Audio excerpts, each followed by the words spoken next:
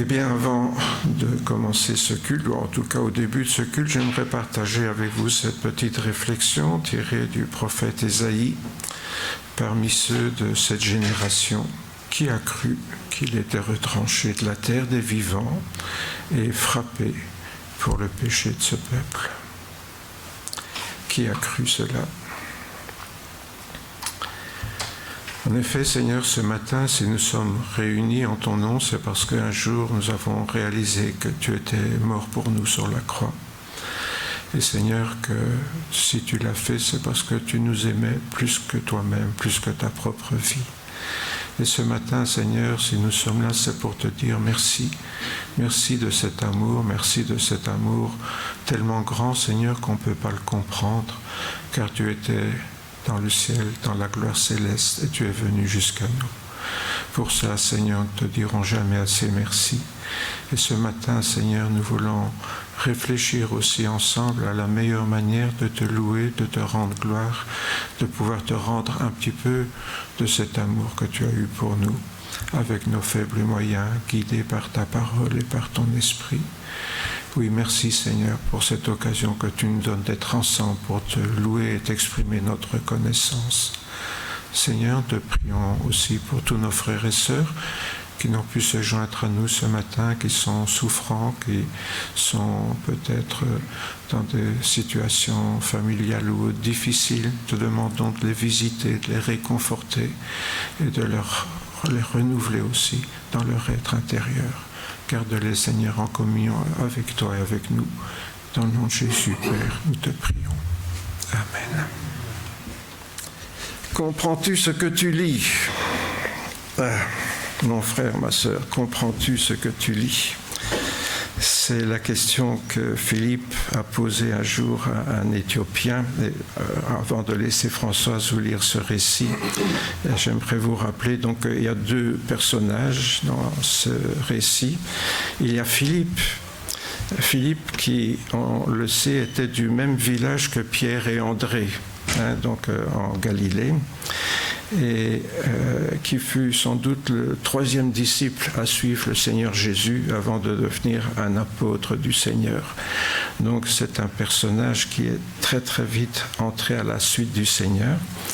Et puis on voit que sitôt disciple du Seigneur, il est devenu un évangéliste pour le Seigneur, parce que c'est lui qui, tout de suite, quand il a rencontré son ami Nathanaël, il dit « J'ai rencontré le Messie », et voilà, vous connaissez l'histoire. Et le deuxième personnage est un personnage étrange dont on ne sait pas grand-chose, sinon qu'il est le trésorier de Candace, un puissant fonctionnaire donc de la reine d'Éthiopie. Candace, c'est un titre honorifique, c'est pas son prénom, c'est comme on dit le pharaon, vous voyez, ou César, pour un empereur romain. Donc c'est un titre honorifique, Candace en Éthiopie. Et on suppose que cette reine, elle a une lointaine descendance, ou en tout cas successeuse, comme reine d'Éthiopie, de la reine de Saba, qui était venue rendre visite, vous vous souvenez, à Salomon, 800 ans plus tôt. Donc l'Éthiopie, il y a longtemps qu'il y avait des gens qui connaissaient le Seigneur à la manière du moins des Juifs. Et donc il y a un de ces Juifs qui était un eunuque. Alors un eunuque, à l'époque, ça peut être simplement un titre honorifique ou alors réellement un homme qui a été castré pour servir de gardien dans le harem. Parce que là, vous savez que pour garder les femmes dans le harem, on mettait des hommes qui n'en étaient plus tout à fait des hommes. Donc, mais ce n'est pas forcément le cas, parce que c'est aussi un titre honorifique que l'on donnait à l'époque, pas seulement en Éthiopie, mais même en Israël ou dans d'autres pays. On appelait eunuque, c'est un titre honorifique pour les grands personnages. Et ici, c'était en fait le trésorier de la reine. Et il est venu en pèlerinage à Jérusalem, et apparemment, il y a acheté le rouleau du prophète Ésaïe. Bon, comme il était trésorier, on suppose qu'il était assez riche pour se payer ce genre de rouleau qui, à l'époque, n'oubliez pas, on le recopiait à la main. Et quand vous voyez le rouleau du prophète Ésaïe, qui est à Jérusalem, on a une copie ancienne là, qui date du 1er siècle avant Jésus-Christ. Eh bien, c'est beaucoup de travail de recopier un texte pareil, et ça coûtait très cher. Et voilà donc cette histoire. Il retourne chez lui dans son char, et Françoise va nous lire la suite.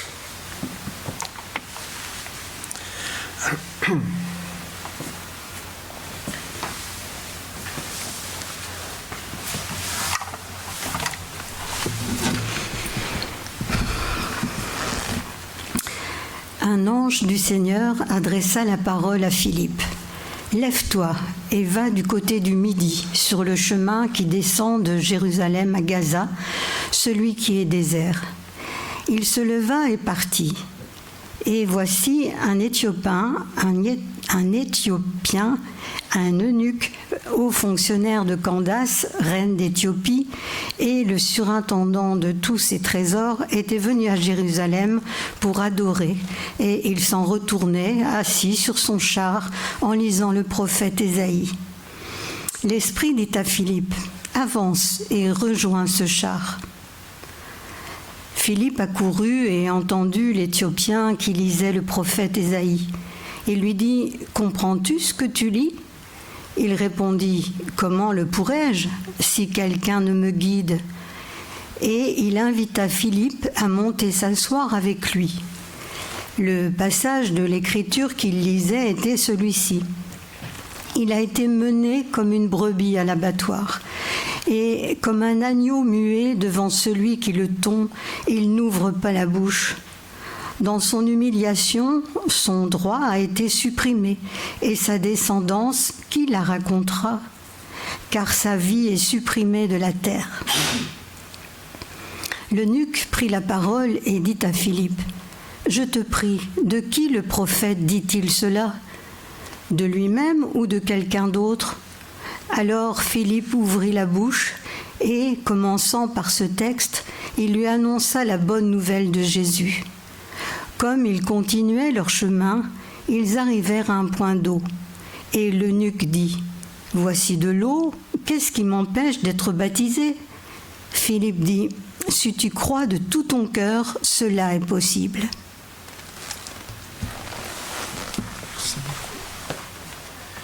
Ah mais excuse-moi. Ah, il y en a encore un. Excuse-moi. L'eunuque répondit, « Je crois que Jésus-Christ est le Fils de Dieu. » Il ordonna d'arrêter le char. Philippe ainsi que l'eunuque descendirent tous deux dans l'eau et il le baptisa. Quand ils furent remontés hors de l'eau, l'Esprit du Seigneur enleva Philippe. Et l'eunuque ne le vit plus, alors que, joyeux, il poursuivait son chemin. Quant à Philippe, il se trouva dans Azote, puis il évangélisa toutes les villes par lesquelles il passait jusqu'à son arrivée à Césarée. Ça y est, voilà. Cette fois-ci, c'est bon. Je te libère.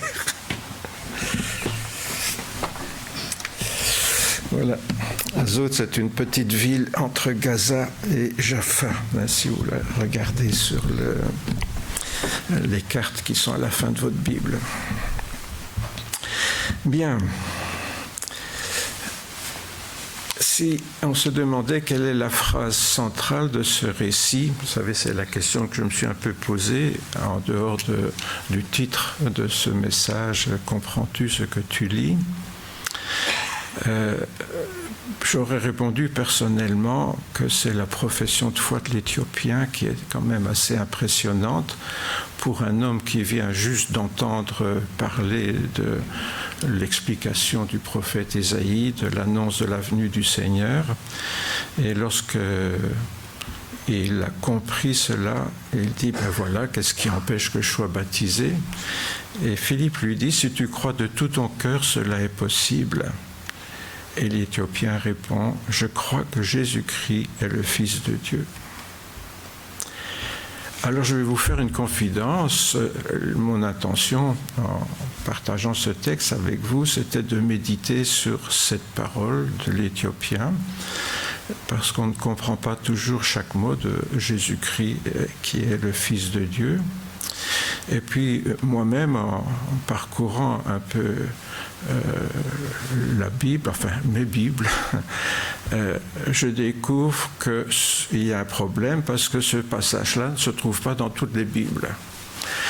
Bon, moi je n'étais qu'à moitié étonné parce que je sais que ça arrive de temps en temps pour certains passages de la Bible qui sont dans certaines Bibles et pas dans d'autres. Mais je me suis dit, si vous qui lisez la Bible, vous faites la même découverte, vous risquez d'être perturbé. Alors je vais peut-être remettre à dimanche prochain une explication plus détaillée du texte que nous avons lu, peut-être pour faire une parenthèse qui me paraît importante avec vous ce matin. Qu'est-ce qui se passe? Y a-t-il de bonnes Bibles et de mauvaises Bibles? Comment s'y retrouver alors s'il y a des bonnes Bibles et des mauvaises Bibles? Parce que quand même, c'est un peu choquant de trouver un verset dans une Bible et puis pas dans l'autre. Et des Bibles protestantes en plus.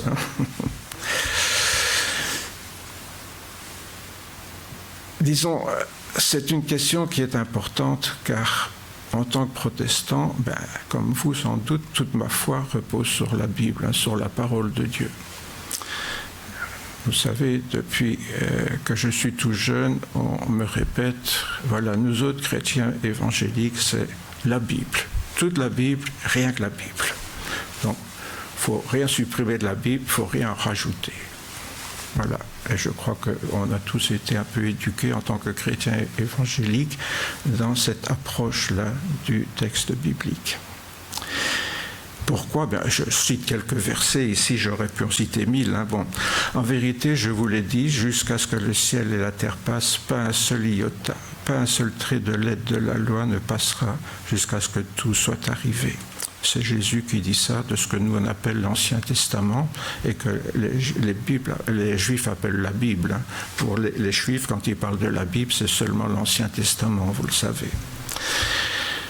Dans Luc, le ciel et la terre passeront, dit toujours Jésus, mais mes paroles ne passeront point. Là, maintenant, c'est le Nouveau Testament, ça. Car mes paroles ne viennent pas de moi, dira encore Jésus, mais le Père qui m'a envoyé m'a commandé lui-même ce que je dois dire et ce dont je dois parler. C'est quelques passages que j'ai pris, mais il suffit simplement à penser que, voilà, il n'est pas question de supprimer un seul passage de la Bible. Ok. Alors pourquoi ce verset-là a disparu? On va revenir un peu en arrière. On sait que les Bibles catholiques possèdent 7 livres de plus que nous dans l'Ancien Testament. Pourquoi? Bien parce que les catholiques, au moment de la Renaissance, au XVIe siècle, ont décidé que la Bible inspirée était la Vulgate, la Bible de Saint Jérôme en latin. Et dans cette Bible, Saint Jérôme avait gardé quelques livres de la Bible grecque des Septante qu'il avait rajoutés. Et ce sont ces 7 livres que vous trouverez dans des Bibles catholiques. Il y a les Maccabées, le livre de la sagesse, etc. Il y a quelques livres là qui se trouvent dans ces Bibles-là et qui ne sont pas dans les Bibles protestantes. Pourquoi elles ne sont pas dans les Bibles protestantes? Parce que les protestants ont considéré que ce sont les Juifs qui sont gardiens de leurs livres sacrés, ce qui est assez logique. La parole, l'Ancien Testament a été donné aux Juifs, c'est normal que ce soit eux qui nous disent quels sont les livres que l'on peut considérer comme faisant partie de la parole de Dieu. Or, un synode de rabbins qui s'est réuni à Ajapté, c'est sur la côte méditerranéenne, au bord de la Méditerranée, en Palestine, en l'an 70, c'était après la destruction du temple de Jérusalem, la prise de Jérusalem par Titus, qui avait tout détruit, et les Juifs s'étaient dispersés un peu partout dans le monde, et ces rabbins s'étaient réunis pour décider quels étaient les livres qu'ils allaient considérer comme sacrés. Et donc, ils ont gardé 39 livres, parmi toute une multitude d'autres livres, parce qu'il y avait beaucoup d'autres livres qui circulaient, et qui n'ont pas été retenus par ces rabbins comme étant inspirés de Dieu. Et donc les protestants ont suivi la décision de ces rabbins en gardant dans nos Bibles 39 livres. Donc dans nos Bibles protestantes, il y a seulement 39 livres dans l'Ancien Testament. Pour le Nouveau Testament, c'est différent parce que là, tout le monde est d'accord. Tout le monde est d'accord pour dire que c'est les 27 livres que nous avons. Donc ça, il n'y a pas de souci à ce sujet-là. Tout ce que nous avons dans nos Bibles, catholiques, protestants, que ce soit aussi orthodoxe, etc., tout le monde est d'accord. Ça, c'est le Nouveau Testament. Depuis quand ? Eh bien, la première fois que c'est 20 livres, oui, parce qu'il faut savoir que au début de l'Église chrétienne, il y avait aussi plein de livres qui circulaient. Des évangiles, on en a 4, mais il y en avait beaucoup plus. Des épîtres, on en a un certain nombre, mais il y en avait beaucoup plus. Des apocalypses, il y en avait plusieurs. Alors, la liste des 27 livres que nous avons, elle est apparue la première fois en 367 dans une lettre de ce qu'on appelle un des pères de l'Église, Athanase d'Alexandrie. Et puis finalement, ça a été confirmé une trentaine d'années plus tard, donc au Concile de Carthage. Voilà, tout le monde est d'accord, c'est ça qui est le Nouveau Testament. Alors, si je vous avais demandé, avant de vous raconter tout ça, depuis quand la Bible existe ou le Nouveau Testament existe, je suis sûr que vous auriez dit, ben oui, depuis que Jésus est remonté au ciel, voilà, on a le Nouveau Testament. Pas du tout. Il existe seulement depuis 397, ou plutôt 367, pas officiellement. Donc, en fait, les Bibles telles que nous les avons aujourd'hui, pour l'Ancien Testament, ça existe depuis l'an 70, et pas forcément avant Jésus-Christ, comme on pourrait le penser, parce que là, avant, il y avait beaucoup plus d'autres livres. Et le Nouveau Testament existe depuis 397. Pourquoi ? Parce qu'avant, il y avait beaucoup plus d'autres livres qui circulaient parmi les chrétiens. Alors vous voyez que les choses ne sont pas aussi simples qu'on vous le raconte à l'école du dimanche. Voilà, la Bible, c'est la parole de Dieu qui est descendue du ciel. Alors les enfants peuvent s'imaginer, Dieu envoie la Bible qui descend. Voilà. Non, ce n'est pas ça du tout. La Bible, donc, n'est pas tombée du ciel toute faite, telle que nous la connaissons. Elle a une histoire, elle a évolué. Il y avait certains livres qu'on lisait, d'autres pas, d'autres qu'on appréciait, d'autres qu'on appréciait moins. Enfin, il y a une histoire dans tout ça. Certaines églises avaient certains livres, d'autres églises avaient certains livres. Il n'y avait pas d'église qui avait tous les livres que nous avons. C'est venu plus tard, tout ça. Ça a commencé à la fin du IVe siècle. Donc. Celle que nous avons entre les mains donc, est l'une des nombreuses traductions en français. Alors venons-en au français. Le français, c'est forcément des traductions. Vous imaginez bien que l'Ancien Testament n'a pas été écrit en français, ni le Nouveau Testament. Donc les 39 livres écrits en hébreu et en araméen, il y a quelques passages, surtout dans Daniel, en araméen, mais sinon le reste est plutôt écrit en hébreu. Et les 27 livres du Nouveau Testament écrits en grec, un grec populaire qu'on appelle le koiné. Donc voilà ce qu'on considère comme les textes valides, et c'est pour ça que vous verrez dans certaines Bibles, voilà la Bible de Louis II traduite selon les textes originaux hébreux et grecs. Textes originaux, pas tout à fait, vous voyez, parce que vous imaginez bien que ce que Moïse a écrit, il y a longtemps que c'est perdu. Donc, voilà, donc ce qu'on appelle les textes reçus, c'est les textes qui sont reconnus par les Hébreux et par les chrétiens comme étant inspirés. Ça, c'est ce qu'on appelle les textes reçus. Les autres, on ne les a pas reçus. Ça dit un peu ce que ça veut dire. Ils ont été écartés. C'est ça aussi que certains, par exemple, si on retrouve l'évangile de Judas, disent « Ah, les chrétiens ne voulaient pas qu'on le sache. » Mais non, on sait que ça existait, mais on ne l'a pas accepté dans ce qu'on appelle le canon, la liste des livres de la Bible. Donc, Dieu a veillé sur sa parole et ces textes sont plus probablement conformes aux originaux des livres de la Bible. Je dis pourquoi plus probablement conformes ? Parce que ce ne sont pas ceux qui ont été écrits à l'origine. Hein. Il y a de ces livres des centaines de variantes, de copies anciennes. Actuellement, quand on retrouve les anciennes copies de traductions, d'originaux, etc., il y a beaucoup de petites différences. Rassurez-vous, ce n'est pas un livre qui dit qu'il faut croire en Dieu, l'autre il ne faut pas croire en Dieu. Hein. Ce n'est pas des différences aussi graves, c'est des détails. Mais pour vous en convaincre, j'ai apporté de Bible, là, enfin, la Bible hébraïque en hébreu et le Nouveau Testament en grec. Et si vous voulez le parcourir, vous verrez qu'il y a le texte, qui est généralement le texte qui a été traduit en français, mais en dessous, il y a des milliers, je dis des milliers, de variantes possibles. Hein, on trouve telle petite différence, telle petite différence. Hein. Je dis des variantes, ça veut dire des petites formulations différentes. Encore une fois, ce n'est pas des changements monumentaux, hein, c'est des petites différences de traduction. Et donc, qu'est-ce que fait un auteur qui traduit la Bible en français? Il prend ces deux documents-là que j'ai là pour le traduire en français, mais lors de leur traduction, il leur paraît parfois qu'il y a des choses qui ne tiennent pas très bien la route, donc ils vont voir en dessous, ah tiens, quand même, dans tel manuscrit, c'était autrement, et c'est vrai que ça paraît plus cohérent, donc je vais plutôt choisir ce que ce manuscrit disait, hein, plutôt que le texte qui est écrit en grand, là. Hein. On va chercher une note. Ce qui fait qu'il y a parfois en français des petites différences d'une Bible à l'autre, non pas parce que c'est pas dans la Bible, mais c'était pas dans ce que il avait été sélectionné, si vous voulez.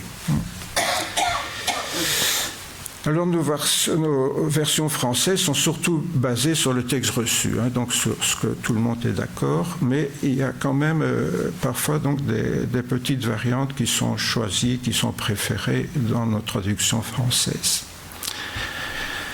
Alors quand je dis que nos Bibles sont la parole de Dieu, c'est pas tout à fait vrai. Pourquoi ? Non pas que ce qui nous a été transmis ne vient pas du Seigneur, mais c'est parce que déjà c'est la traduction en français. Je ne peux pas dire que c'est la parole de Dieu, c'est quelqu'un qui l'a traduit en français. Il l'a traduit comment ? Comme il a compris, et avec les mots qu'il avait. Alors pourquoi qu'il y a plusieurs versions en français ? Parce que tout le monde ne lit pas, ne comprend pas et n'exprime pas de la même façon. Alors, si j'ai une Bible, je dis « Ah, ça, c'est la parole de Dieu », je regarde mon voisin, il y a une autre Bible, tiens, c'est pas écrit pareil.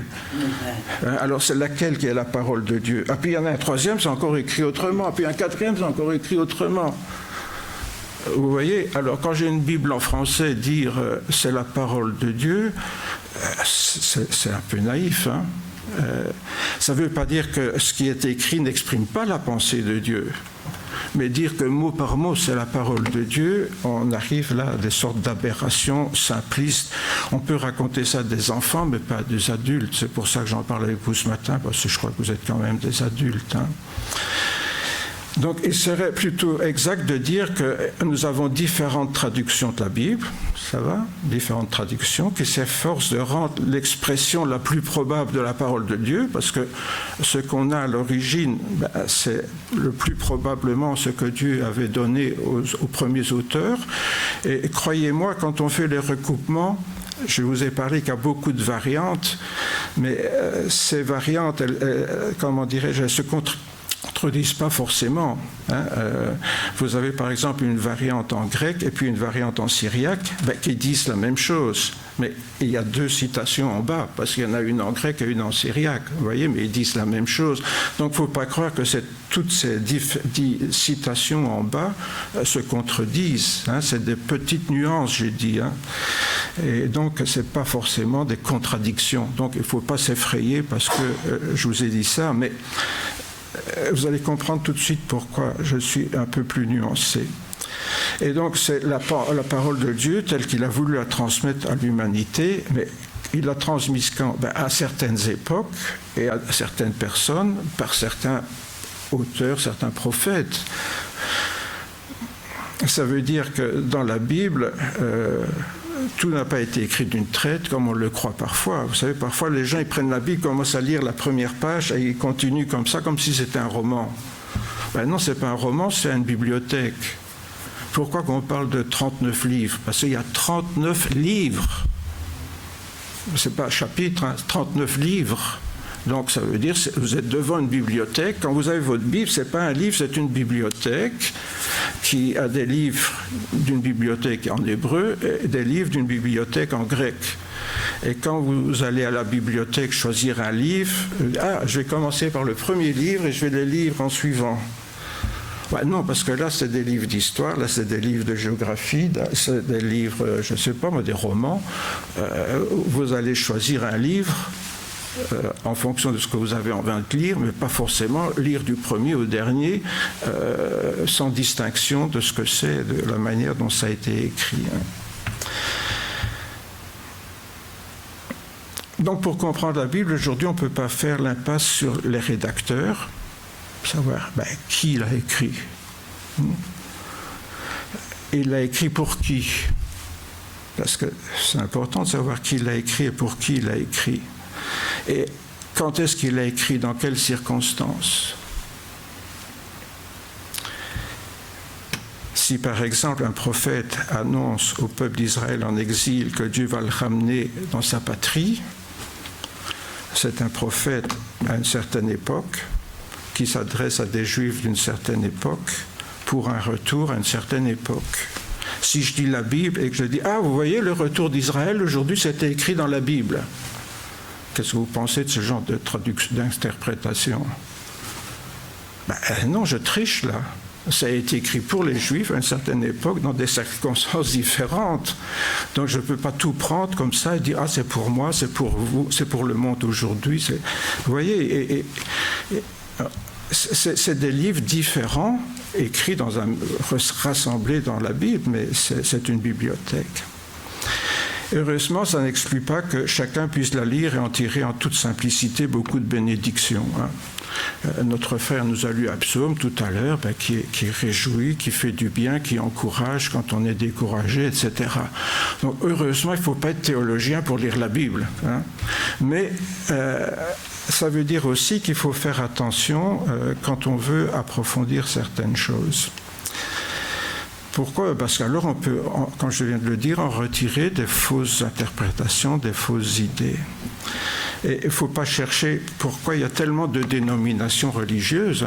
C'est parce que chacun l'interprète et la lit de manière différente. Et souvent, ce qu'on lit, c'est ce qui nous arrange le mieux. Pourquoi? Parce qu'on est tous faits comme ça. Pourquoi est-ce que Luc nous a lu ça tout à l'heure? Parce que ça correspondait à quelque chose qu'il a vécu. Vous voyez, donc, quand on lit la Bible, souvent, c'est d'une manière très émotionnelle. On ne se pose pas. Luc ne s'est pas demandé, tiens, qui a écrit ça, à quelle époque et pour qui? Ça lui a parlé, et donc il le partage. Voilà. Donc, je dirais que ça, c'est la manière, je dirais, la plus naturelle de lire la Bible, comment pour se laisser encourager par la parole du Seigneur. Mais alors, puis-je encore faire confiance totalement à la Bible après ce que je viens de dire? Si je ne suis pas certain que ce que je lis est vraiment la parole de Dieu, est-ce que je peux encore faire confiance à ce que je suis en train de lire? Ou alors, est-ce que je fais confiance à ce qui repose parfois sur un acte de foi un peu simpliste de certains évangéliques radicaux? Et malheureusement, je crois qu'il y a beaucoup d'évangéliques radicaux. Qu'est-ce que c'est cette façon de voir les choses? Comment enseigner? Si j'en parle, c'est parce que moi, c'est l'enseignement que j'ai reçu. C'est ce qu'on appelle l'inspiration plénière et verbale. Plénière, ça veut dire de toute la Bible, et verbale, ça veut dire chaque mot. Donc, ça veut dire que chaque mot de la Bible a été dicté par Dieu à celui qui l'écrivait. Vous voyez ce que ça veut dire. Donc, chaque mot de la Bible a été dicté par Dieu à celui qui l'écrivait. Et ça, bien sûr, Ça s'est passé pour les premiers rédacteurs de la Bible, des 66 livres, 39 dans l'Ancien Testament, 27 dans le Nouveau. Voilà, chaque mot a été inspiré de Dieu. Peut-être que vous avez été enseigné comme ça aussi, c'est pour ça que j'en parle ce matin. Sauf que ces originaux, ils ont été perdus. Alors, je veux bien accepter que Dieu a inspiré chaque mot de la Bible dans les textes originaux, mais on ne les a plus. Et puis, qu'est-ce qu'on a hérité? De copies, de copies, de copies, de copies. Parce qu'à l'époque, il n'y avait pas d'imprimerie, donc on copiait et puis on recopiait. Et souvent, comment se passaient les copies? Soit c'était des personnes qui recopiaient, soit c'était des écoles où il y a un rabbin qui dictait et plusieurs qui écrivaient sous sa dictée. Alors vous imaginez ce qui se passait quand vous étiez à l'école et qu'il y avait une dictée. Qu'est-ce qui se passait? Il y avait forcément des fautes. Bon. Si on ne les corrigeait pas, voilà, on a par exemple un livre de l'Ancien Testament, on le dicte, maintenant il y en a 10. Bon. Pourquoi est-ce qu'on en a fait 10? Parce qu'on va les envoyer dans des endroits différents, où ils vont être recopiés avec leurs fautes et redictés pour ajouter de nouvelles fautes. Alors encore une fois, ça ne va pas changer le texte, mais ça veut dire qu'il y aura des petites fautes qui vont être multipliées au fur et à mesure. Alors, dire que ce que j'ai entre les mains au mot près, vous voyez, ça commence à être un peu absurde. Pourquoi? Parce qu'il y a forcément eu des fautes de copie, d'où ces différentes variantes. Vous pourrez consulter les Bibles que j'ai apportées. Là, c'est ce qu'utilisent les gens pour traduire la Bible. Mais eux, ils n'ont pas que les notes en bas, ils ont tous les bouquins de référence en syriaque dans toutes les langues possibles et imaginables. C'est un travail de professionnels, de linguistes qui connaissent plusieurs langues anciennes. Donc, chaque mot de la Bible, surtout en français, est aussi inspiré. Vous voyez, alors, la Bible a été écrite, c'était le cas avant, on disait « les Bibles catholiques ne sont pas fiables ». Pourquoi? Parce qu'ils prenaient un texte hébreu qui avait été traduit par les Juifs eux-mêmes, donc à Alexandrie, en grec, c'était la Bible des Septante. Cette Bible des Septante, on l'a traduit en latin, et cette Bible de latin, on l'a traduit finalement en français. Donc voilà un texte qui est écrit hébreu, grec, grec, latin, latin, français. Où est l'original dans tout ça? Alors on disait, vous voyez, les Bibles catholiques ne sont pas fiables. Mais je viens de vous expliquer que même pour nous, protestants, ou généralement, à part les toutes premières Bibles qui étaient traduites du latin, les Bibles protestantes sont toujours traduites à partir de l'hébreu et du grec. Heureusement d'ailleurs. Mais donc, même pour ces Bibles-là, il y a quand même des petites nuances parfois qui fait que un auteur va garder... Voilà. Alors, je fais une parenthèse pour dire qu'est-ce qui s'est passé avec le verset qui a disparu tout à l'heure. Eh bien, si vous voulez, dans les copies qu'il y a eu du Nouveau Testament, comme je vous ai dit, on l'a recopié, mais il y a certains qui sont surtout restés en Orient et d'autres qui ont été recopiés en Occident. Oui, pourquoi? Parce qu'à un moment donné, l'Empire romain, il y a eu l'Empire romain d'Orient et l'Empire romain d'Occident. Oui, bon, enfin, ça, là, c'est comme ça. Donc, au niveau des églises, les manuscrits étaient recopiés un petit peu dans chaque coin. Et finalement, ce verset qui se trouve dans certaines Bibles, il ne se trouvait pas dans les textes des chrétiens d'Orient, mais il se trouvait dans les textes des chrétiens d'Occident. Oui. Et donc, il y a certains traducteurs qui disent, oui, les chrétiens d'Occident sont peut-être moins fiables que ceux d'Orient, qui sont plus proches de l'origine, donc on ne le met pas. Et d'autres disent, mais si, mais c'est quand même important, parce que dans le texte, ça donne un plus au texte, donc voilà, nous on le garde. Mais on ne saura jamais. Est-ce que ce verset a été supprimé ou est-ce qu'il a été rajouté? Ça, on ne le saura jamais. Ouais. Donc, c'est un peu arbitraire. Il y a un auteur qui va dire « oui, je le garde » en français, un autre qui va dire « non, je ne le garde pas ». Vous voyez? Et c'est comme ça que ça se fait qu'en français, vous avez des Bibles où ils se trouvent et d'autres où ils ne se trouvent pas. Est-ce que ça veut dire que ce n'est plus la parole de Dieu? Non, ça veut dire que ceux qui l'ont traduit en français ont voulu, dans leur âme et conscience, dire « pour moi, le plus proche de l'original, c'est avec ». Et l'autre, pour moi, le plus proche de l'original, c'est « sans ». Et ils ont chacun, selon leur conviction, fait le mieux pour le traduire en français, vous voyez. Mais si c'est valable pour une phrase, ça peut être valable aussi pour certains mots, hein, vous pouvez le comprendre, etc. Donc, ce qui fait que parfois, il y a des petites variantes. Est-ce que si je lis une Bible plutôt qu'une autre, je vais perdre la foi? Non. Toutes ces Bibles disent la même chose finalement, mais parfois ça peut être avec des mots différents.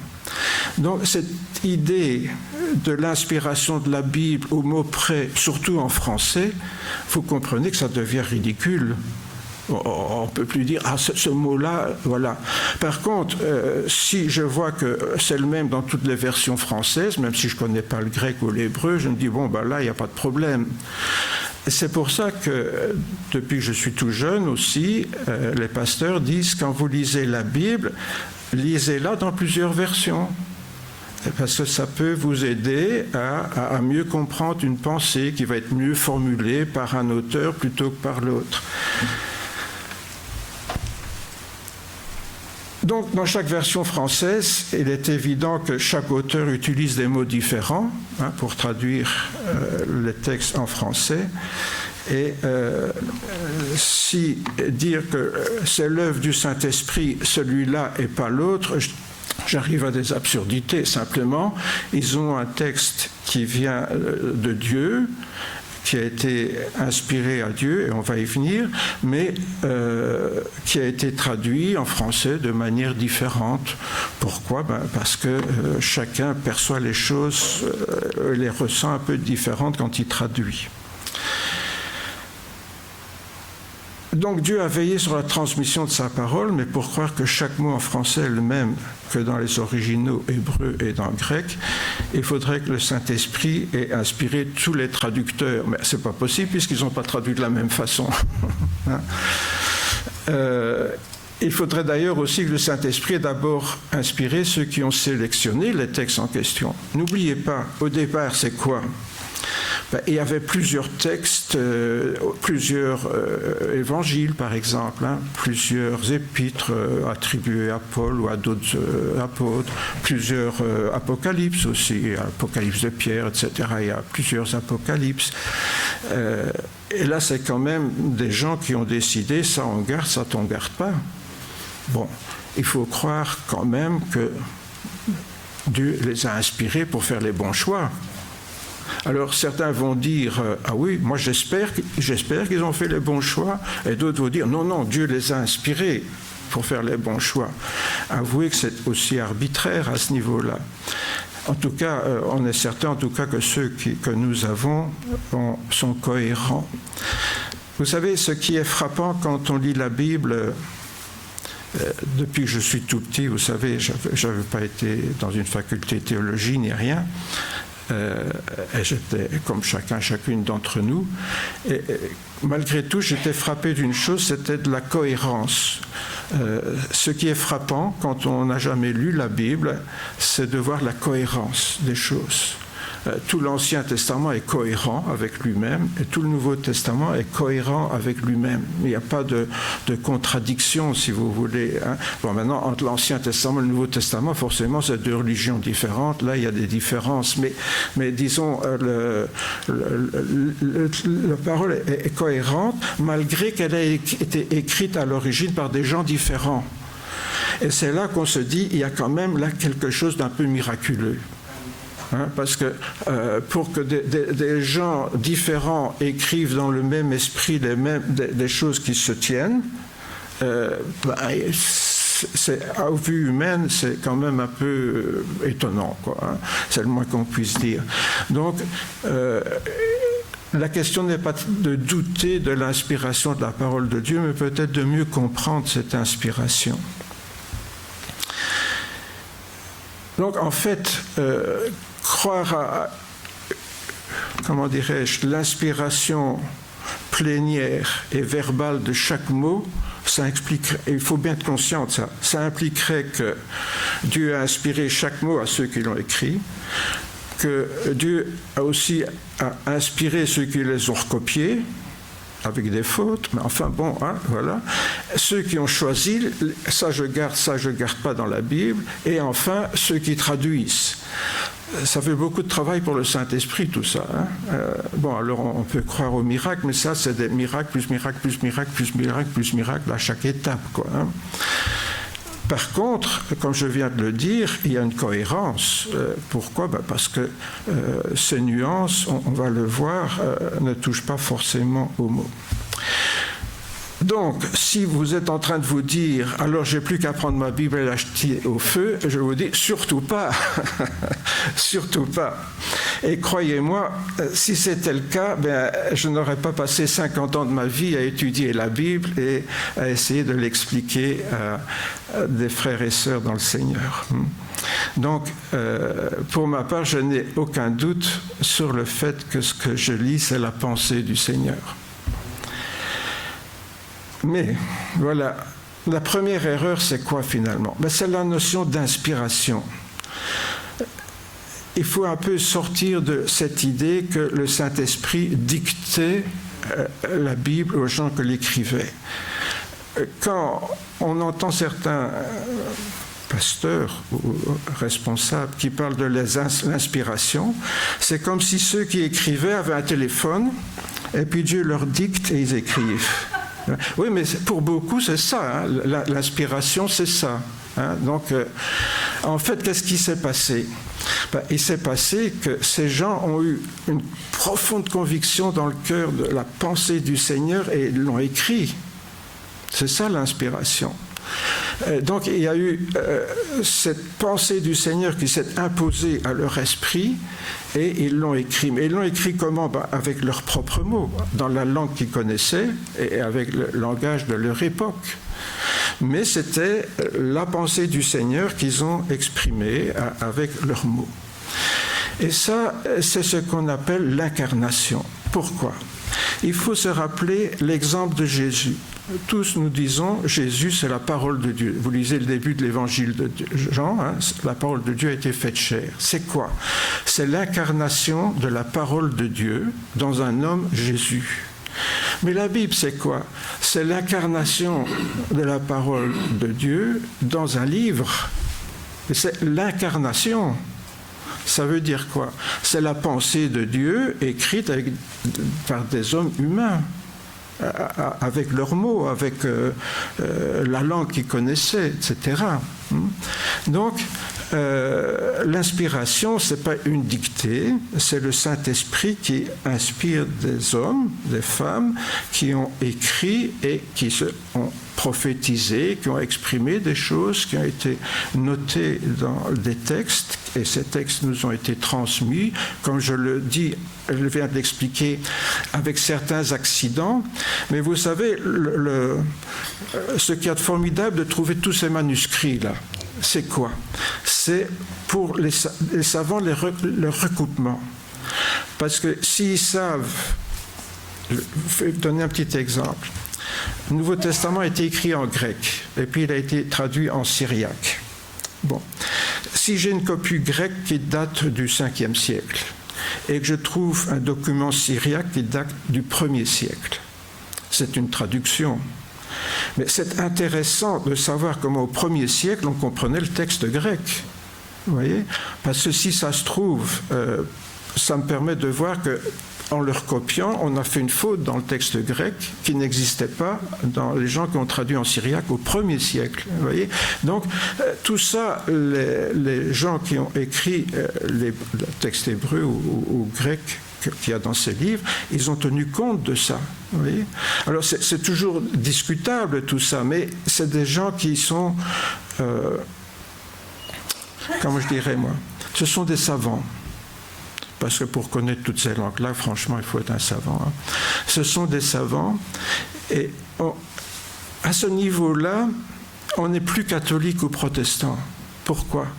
Parce que c'est leur connaissance scientifique qui est mise en cause. Vous savez, un savant, il s'en fout d'être catholique ou protestant. Lui, ce qu'il veut montrer, c'est ses connaissances. Donc, on peut faire confiance parce que ils ne réfléchissent pas en fonction qu'ils sont catholiques ou protestants. Je parle des textes en grec et en hébreu là, et ils font ça le plus sérieusement possible comme des professionnels, si vous voulez. Donc là, on est quand même tranquille. C'est du bon travail. Voyez. Là où il y a une différence parfois entre catholiques et protestants au niveau de la doctrine, c'est dans les traductions en français. Vous voyez, parce que là, alors, dans les traductions en français, on n'est pas tout à fait d'accord sur certains détails, sur le baptême, sur la communion, comment la présence de Christ dans les éléments et tout ça. Donc parfois, les catholiques vont influencer un petit peu la traduction pour encourager leur propre doctrine. Bon, les protestants parfois font un peu pareil de leur côté. Donc là, les témoins de Jéhovah encore pire, dans leur propre traduction. Eux, ils écrivent, quand on parle de Jésus comme Dieu, ils écrivent Dieu avec un petit D, quoi. Ben, oui, c'est des détails. Oui, parce que en grec, c'est tout en majuscule. Il faut savoir, c'est compliqué. À l'origine, tout était écrit en majuscule, sans espace entre les mots. Donc, les minuscules et les différences entre les mots, ça a été fait par les traducteurs, tout ça. Bon. Donc, retenons cette idée-là. Et c'est pour ça que je l'ai encadrée. La parole de Dieu s'est incarnée dans une personne, Jésus-Christ, la parole vivante. Et la parole de Dieu s'est incarnée dans un livre, la Bible, la parole écrite. Mais c'est une incarnation de la pensée de Dieu. Est-ce que Jésus est moins fiable parce qu'il est l'incarnation de Dieu ? Pas du tout. Mais c'est un être humain. Il était faible. Et il était comme vous et moi, avec les mêmes tentations, sauf que comme il était aussi Dieu, il a résisté, mais il a connu, je suppose quand Jésus se tapait sur les doigts avec un marteau, il avait mal comme vous, il ne faut pas croire que parce qu'il était Dieu, il n'avait pas mal aux doigts, et que quand il marchait, il n'avait pas de cloche aux pieds. Non, voilà, Jésus c'était un homme comme vous et moi, voilà. Mais il était l'incarnation de la parole de Dieu. Tout ce qu'il disait venait de son Père, comme je l'ai lu avec vous tout à l'heure. La parole a été faite chair, elle a habité parmi nous, pleine de grâce. Et Paul dira des Écritures, toute Écriture est inspirée de Dieu et utile pour enseigner, pour convaincre, pour redresser.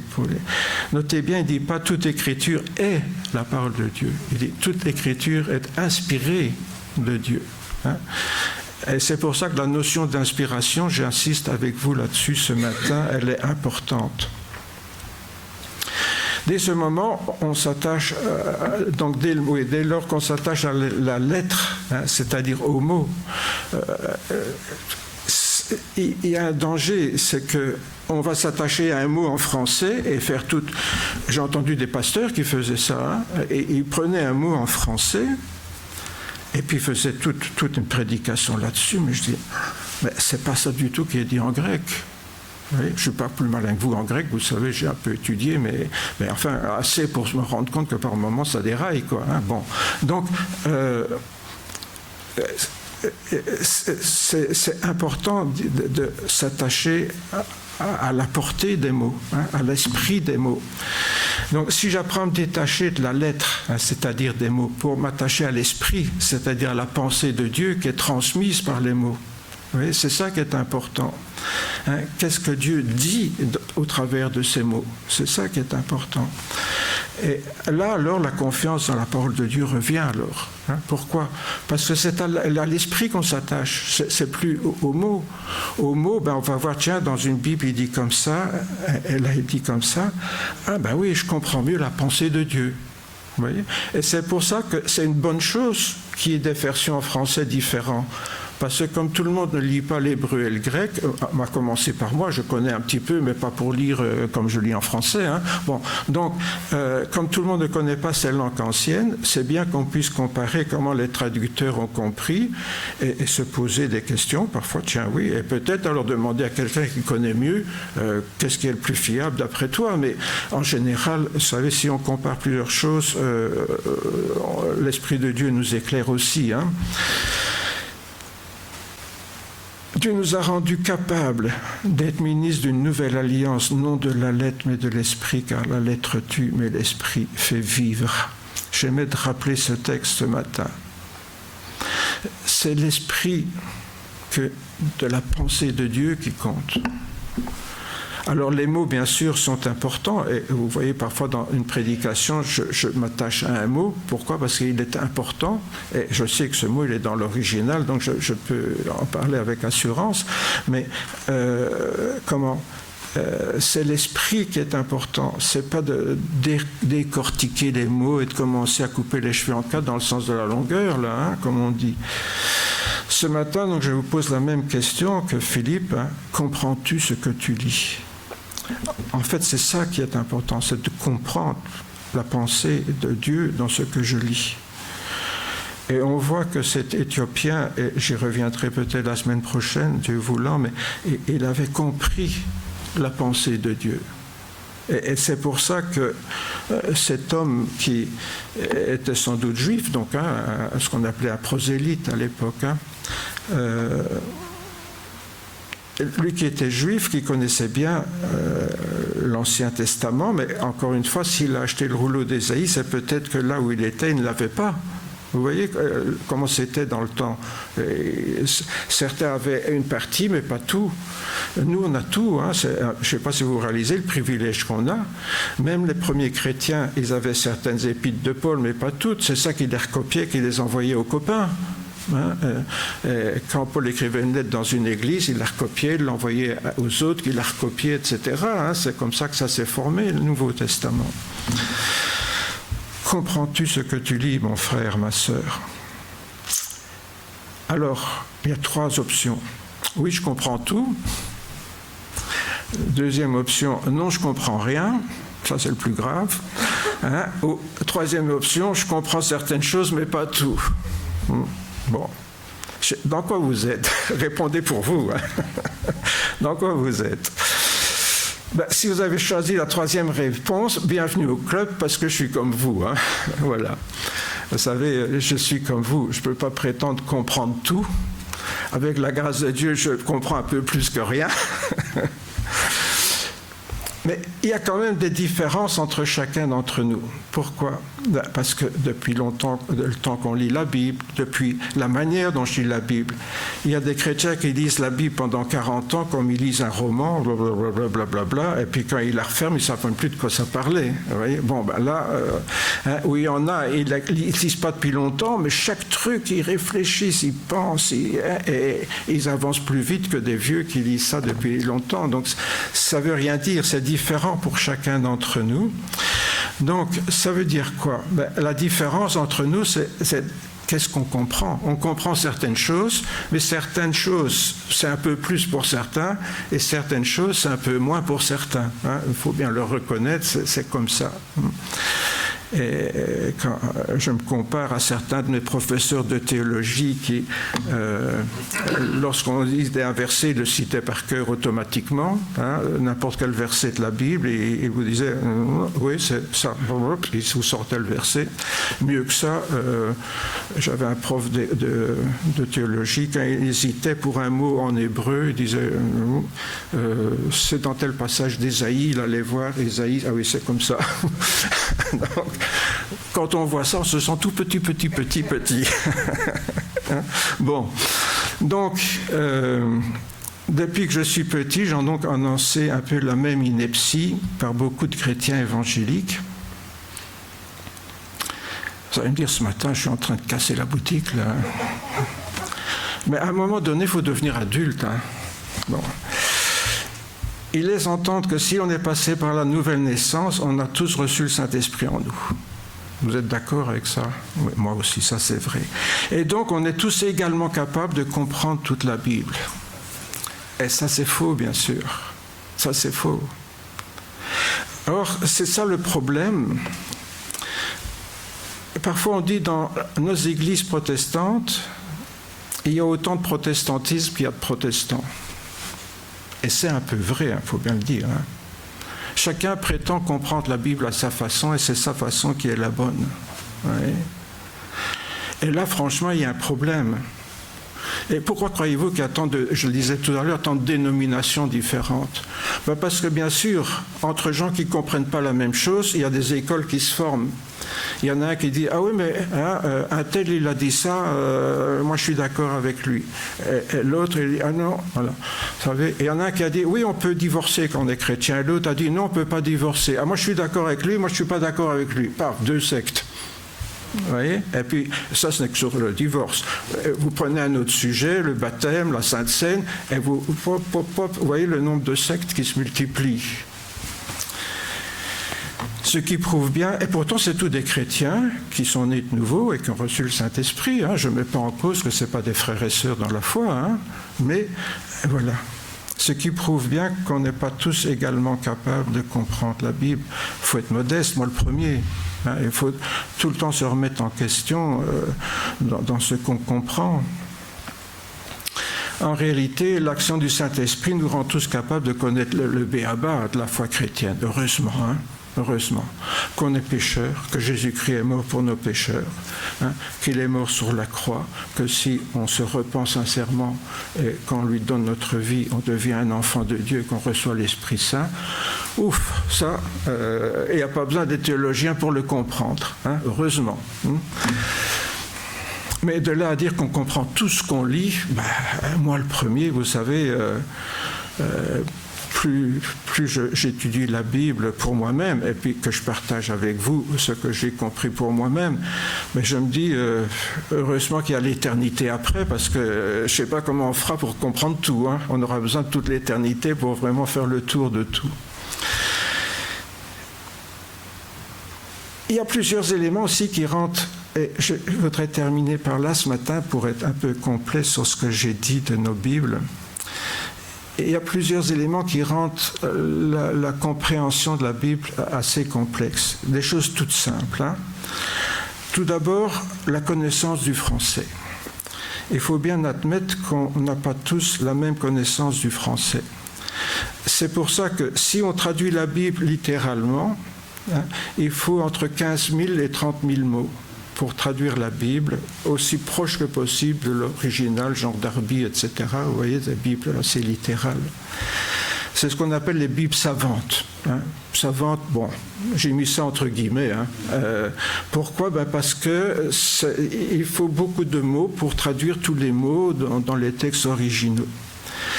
Et puis, il y a ce qu'on appelle les Bibles en français courant aujourd'hui, hein, qui sont écrites avec 3 000 ou 5 000 mots.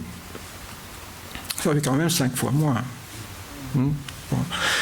Il est certain qu'on ne peut pas dire la même chose avec 5 fois plus de mots, vous voyez, ou avec 5 fois moins de mots. Hein. Ce n'est pas possible d'écrire en français de la même façon. Ça, c'est certain. Donc, il faut prendre conscience aussi de ça. Quand j'ai une Bible, quelle sorte de Bible est-ce que c'est? Parce qu'il ne suffit de ne pas dire c'est la Bible, et je dois me dire quelle sorte de Bible est-ce que c'est. Il faut savoir, ce que je viens de dire, c'est la différence entre le français littéraire et le français courant. Hein. Le français littéraire, c'est aussi 30 000 mots. Le petit Robert, c'est 60 000 entrées, donc ça vous donne une idée. Le français littéraire, ça fonctionne avec 30 000 mots. Ça correspond plus ou moins... les Bibles savantes, ce n'est pas tout à fait 30 000 mots, c'est 15, 25 000, enfin ça dépend un petit peu des auteurs, mais on est quand même dans cet ordre d'idées. Tandis qu'en français courant, c'est le 3 000 ou 5 000 mots. Hein. Ça dépend, il y a des Bibles plus restrictives, d'autres un peu plus, en français courant. Pour vous donner une idée, le français télévisuel de la télévision, c'est 500 mots. Hein.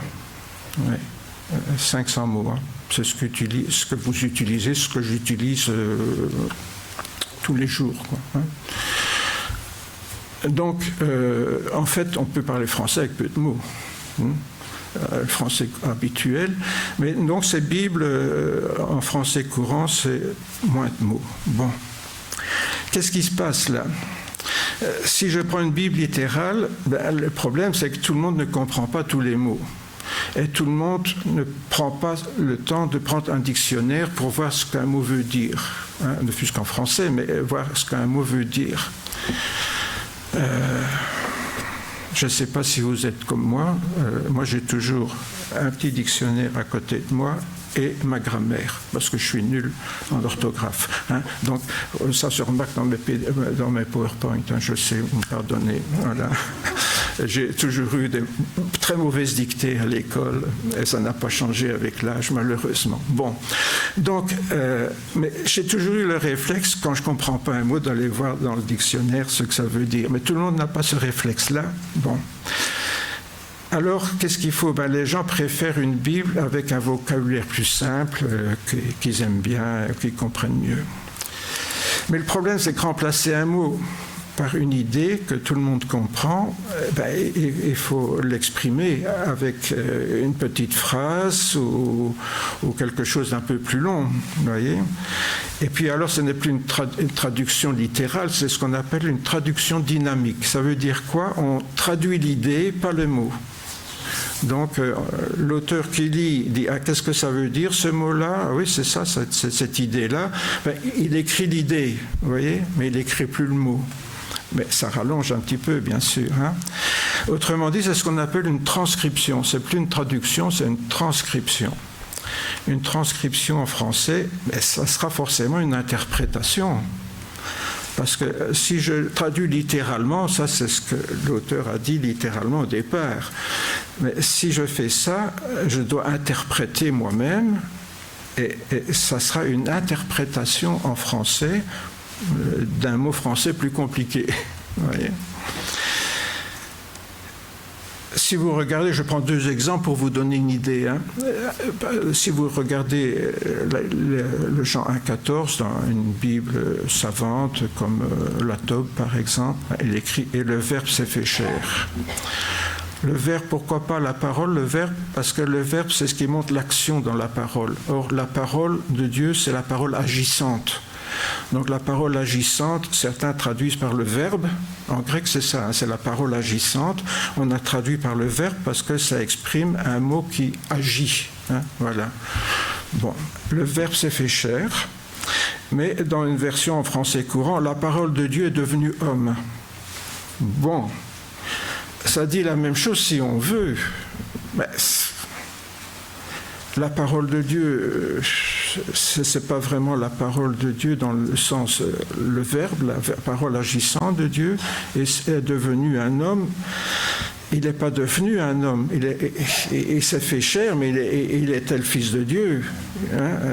Il n'est pas devenu un homme, il est resté le Fils de Dieu. Donc, vous voyez, bon, ça traduit, mais c'est une transcription, quoi, pour que tout le monde comprenne, mais comprenne, vous voyez, à moitié. Repentez-vous donc et convertissez-vous. Important pour nous chrétiens évangéliques, la repentance, c'est quand on est tellement honteux de soi qu'on n'ose même plus se regarder dans la glace.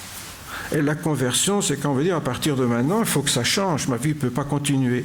Si je dis changez donc de comportement et tournez-vous vers Dieu. Changer de comportement, si je ne me suis pas repenti, je ne sais pas comment je vais changer de comportement, vous savez.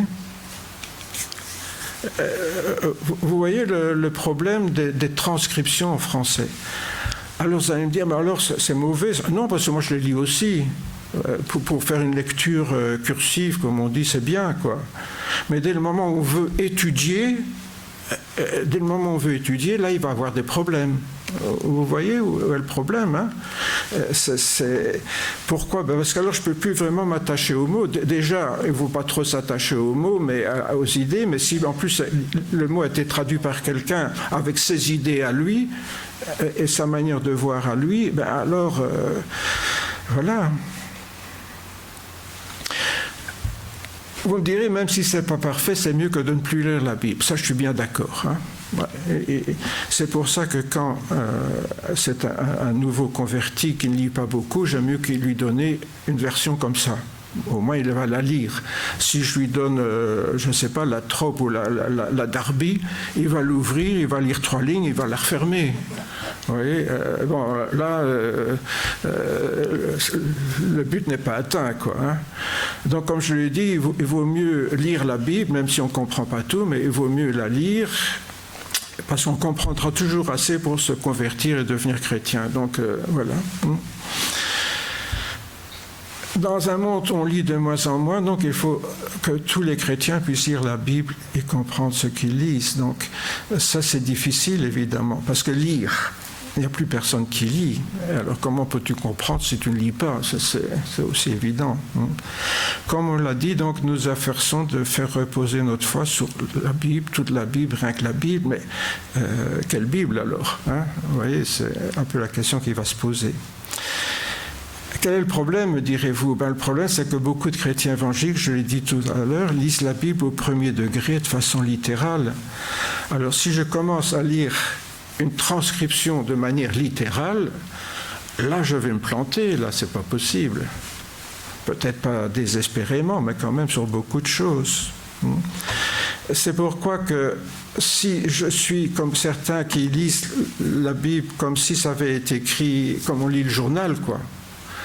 Des choses qui sont passées chez nous il n'y a pas longtemps, alors que dans l'Ancien Testament, on parle de choses qui sont passées il y a 4000 ans, dans un autre pays, dans une autre culture, avec des gens différents qui vivaient autrement que nous. C'est pas du tout la même chose. Ils n'avaient pas la même vision du monde du tout que nous aujourd'hui. Déjà, nos enfants n'ont pas la même vision que nous. D'accord? Que pensez-vous des gens qui ont vécu 4000 ans? Ils n'avaient pas du tout la même vision du monde que nous, et ils n'avaient pas la même manière de parler ni de concevoir les choses. Donc, il faut, dans certaines choses, il faut vraiment rentrer dans la culture de ceux qui ont écrit et dans l'époque où ils l'ont écrit, sinon on se plante. C'est pour ça d'ailleurs que souvent on ne lit pas beaucoup les prophètes parce qu'on ne comprend pas de quoi ils parlent, quoi. Pourquoi? Parce qu'on n'a pas étudié l'histoire. Hein. Donc rappelez-vous de ce que je disais de l'inspiration plénière, Dieu qui aurait dicté chaque mot au rédacteur de la Bible. Si j'applique ça au traducteur de la Bible, alors ça ne va plus du tout. À la limite, on pourrait l'appliquer aux textes originaux, vraiment originaux, mais l'appliquer à des traductions puis à des transcriptions, on tombe dans l'absurde. Hein, je vous l'ai fait remarquer tout à l'heure. Alors, ces traducteurs sont compétents et bien intentionnés, c'est pas ça que je mets en cause. Hein. Mais ce qu'ils proposent, ce sont des interprétations humaines, et comme toute interprétation, c'est sujet à caution, à vérification. Vous savez, il y a ce proverbe italien, là on dit traduttore et traditore, hein, traducteur, traître. Hein, autrement dit, on dit toute traduction est une trahison. Vous voyez, hein. Si c'est vrai pour les traductions, encore plus pour les transcriptions. Dès lors, il faut revenir aux Bibles savantes alors. Vous savez, les fameuses Bibles d'études, là, avec des mots compliqués, etc. Mais alors, ça ne s'adresse qu'à des gens qui ont une bonne culture littéraire, qui ont un grand vocabulaire, etc. Ben, je dis non, ça c'est pas possible. Hein, et on ne peut pas exiger de tout le monde d'avoir été à l'université, d'avoir étudié la littérature. Hein, parce que si on étudie, je sais pas moi, les ordinateurs, c'est pas encore la même chose que la littérature. Non. Voilà. Non. Et pour ça, je vais vous dire, c'est pas ça. L'essentiel, c'est pas d'être un intellectuel. La première chose, c'est que la maturité spirituelle d'un chrétien ne dépend pas de ce qu'il comprend, mais de ce qu'il met en pratique. Et ça, c'est une notion essentielle de la foi chrétienne. Tu ne comprends pas tout, c'est pas grave. Mets en pratique ce que tu as compris. La parole de Dieu est une lampe sur mon sentier. Ça veut dire quoi, une lampe sur mon sentier? Ah, c'était les phares à diode, non? Ou alors, hein, voilà, 1 kilomètre devant toi. Hein? Ah non, c'était une petite lanterne. Hein? Qu'est-ce qu'elle éclairait? Le pas suivant. Hein? On éclairait ses pieds, on faisait un pas, puis ça éclairait le pas suivant. C'est ça la Bible. C'est ça la Bible. Tu as compris ça? Mets-le en pratique. Quand tu l'auras mis en pratique, tu comprendras le suivant. Évidemment, si tu ne mets pas en pratique, il y a beaucoup de chances que très vite tu ne comprendras plus rien parce que ça va te parler de choses que tu ne vis pas. Si tu le vis, oui, tu vas comprendre. Si tu ne le vis pas, tu ne comprendras pas. Mais si tu comprends l'idée, ça va te passer au-dessus de la tête. Donc, c'est pour ça que Jésus a dit, si vous savez ces choses, vous êtes heureux pourvu que vous les mettiez en pratique. C'est ça qui est essentiel. Qu'est-ce qui fait un chrétien spirituel? Un chrétien qui connaît la Bible par cœur. Vous savez, à un moment donné, il y avait des églises, quand un frère priait, toute la Bible y passait. Alors il y avait la petite sœur derrière qui disait, moi je prie pas, je n'aurais pas prié comme lui. Alors que la prière que cette petite sœur aurait dit, Seigneur, merci parce que ce matin tu m'as donné la force de faire mon ménage, c'est une prière qui est beaucoup plus agréable à Dieu que ce pan qui fait la roue, en déployant toute sa connaissance de la parole de Dieu. Vous comprenez? C'était des prières prédications là, qui n'en finissaient pas. Là. Bon. Donc, oui, non. Pour comprendre, pour être un bon chrétien, pour comprendre la Bible, il ne faut pas être un intellectuel. Il faut être un enfant de Dieu qui aime la parole de Dieu et qui veut la mettre en pratique. Et s'il la met en pratique, il va mûrir beaucoup plus que des intellectuels qui sont peut-être des grands théologiens et puis qui ne savent pas les mettre en pratique. Pour prendre un autre exemple, vous savez, vous avez des grands psychologues, des grands psychiatres. Ils n'ont pas su élever leurs gosses et ils ont divorcé. Hein? Pourtant, ils conseillent tous les jours des gens qui sont en train de divorcer, qui ne savent pas élever leurs gosses. Mais eux, ils n'ont pas été capables d'élever les leurs et ils ont aussi divorcé. Vous voyez? Donc, ce n'est pas d'être un intellectuel qui compte, ni pour la parole de Dieu, mais pour la vie de tous les jours. Ce qui compte, c'est de mettre en pratique le peu qu'on a compris et puis de faire le pas d'après avec notre lanterne, là, qui est la parole de Dieu. Donc Jésus est d'accord pour dire qu'il vaut mieux mettre en pratique le peu qu'on en sait que connaître beaucoup et rien mettre en pratique. Ça, c'est essentiel. Et ça, il ne faut jamais le perdre d'esprit. Moi, j'ai voulu vous dire la vérité parce que, sincèrement, j'estime que vous traitez comme des ignorances et du mépris pour vous. Donc moi, je vous ai dit les choses telles qu'elles sont ce matin. Voilà, elles sont comme ça, c'est comme ça. Vous pouvez tourner ça dans tous les sens, ce n'est pas une question de foi, ce n'est pas une question d'être croyant ou pas, c'est les faits tels qu'ils font pour qu'on ait une Bible aujourd'hui dans les mains. Voilà, c'est ça que je vous ai raconté, pour que vous le sachiez. Mais l'essentiel, quand on a fait le tour de tout ça, c'est qu'est-ce que je fais avec ça? Est-ce que je le mets en pratique ou pas? Parce que ça, c'est le but finalement. La deuxième raison, bien sûr, c'est la suite de la première, c'est l'erreur de confondre la spiritualité et l'intellectualisme. Être spirituel, c'est pas être un intellectuel. C'est pas pour ça que les intellectuels ne peuvent pas être spirituels, mais je dirais que, comme dit le texte, c'est dans les proverbes ou dans les... Parfois je doute aussi, celui qui augmente sa science augmente sa peine, c'est un proverbe. L'Ecclésiaste, merci François. Elle connaît mieux sa Bible que moi, c'est pas pour rire, c'est vrai. Donc, et notre frère Nino aussi connaît mieux sa Bible que moi. Mais disons, celui qui augmente sa science augmente sa peine. Voyez, et c'est ça que parfois, pour les intellectuels, c'est plus difficile de croire que pour d'autres. Parce que tout ce que je vous ai dit, certains peuvent en conclure, alors je ne vais plus faire lire la Bible. Oui, mais non. Moi, je dis non, si, on peut la lire parce que Dieu a veillé sur sa parole pour que l'essentiel de son enseignement nous parvienne. Et c'est ça, hein. Et pas seulement l'essentiel, mais que vraiment toute sa pensée nous soit révélée dans des langages d'êtres humains qui étaient peut-être datés d'une certaine époque ou d'une certaine culture, mais qui sont quand même l'expression de la pensée de Dieu.